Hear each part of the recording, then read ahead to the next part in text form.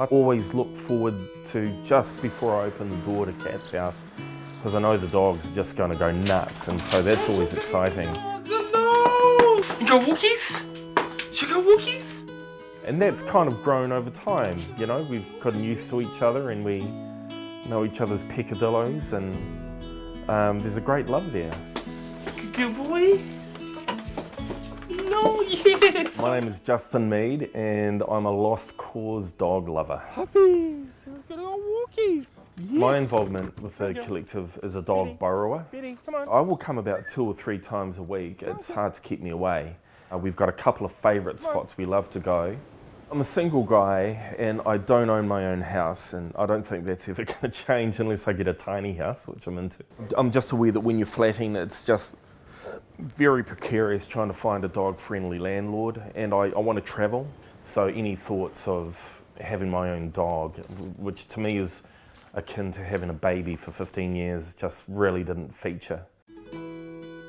Betty and Charlie are my 2 dogs. I needed to share my dogs through the Dog Share Collective because I travel a bit for work, and also I've been doing te reo with the Tuananga o Aotearoa, which means I'm out all day, once a week. It was quite tricky before the Dog Share Collective. I was using one of the commercial dog sitting things, and they were great, but it was just about reliable paid fee for service kind of care, whereas it's much better for the dogs if they have a relationship with somebody.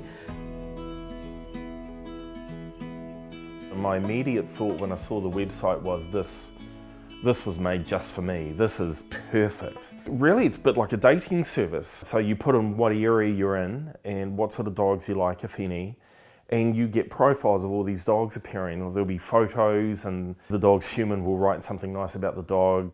I love mongrels. I love bits of dogs. I was actually looking for dogs that were almost discombobulated, like they don't look like they fit together necessarily all that well, but had hearts of gold. Betty's a Staffy cross and Charlie's a Mastiff cross, and they're pretty decent dogs, big dogs, and need care and a strong, robust person when you're out and about. So I was absolutely delighted when Justin popped up. Come on, guys. It was on the second occasion I realised I didn't know what the dogs' names were. I don't know how that happened. Katherine says, this is Charlie and this is Betty, and you could have blown me down with a feather because that is the name of my deceased mother and father.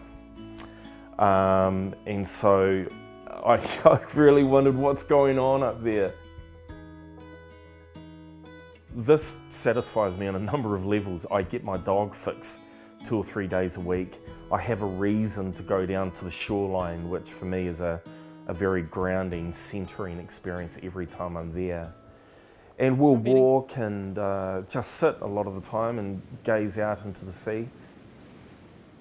I get a huge peace of mind out of the Dog Share Collective arrangement with Justin. I know that the dogs love being with him, so and oh my goodness, when I walk out the door some days knowing I'm going to be out all day or know I'm going away for a few days, and I can just say to them, Justin's coming! And I don't know if they know that Justin actually means who he is, but it makes me feel a hell of a lot better, and they wag their tails and go, oh, okay, and then leave it at that. I think the Dog Share Collective has captured a kind of a social zeitgeist. Dog lovers are everywhere, and I'm certainly not alone in not having a dog because I know it's going to limit my accommodation options down the line.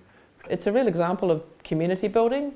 And it's a really lovely example of how the internet has a whole different layer of potential depth to it. It's just a neat way that people can reach out and find others that you just wouldn't have access to otherwise. And both Justin and I are single and leading individual lives, and the dogs are a really important part of each of our lives to provide that companionship and friendship and fun and a different take on our existences every day. It's filled a gaping hole for me. I haven't had a dog for 22 years and I've pined for a dog. And this is the closest you can get. This regular contact. It's very definitely a relationship akin to having your own dog. In fact, it feels the same. It's obviously not, but it feels the same. It's a spiritual thing, really, for me. It's a connectedness. I get a lot of fulfillment from dogs that I don't even necessarily seek from people.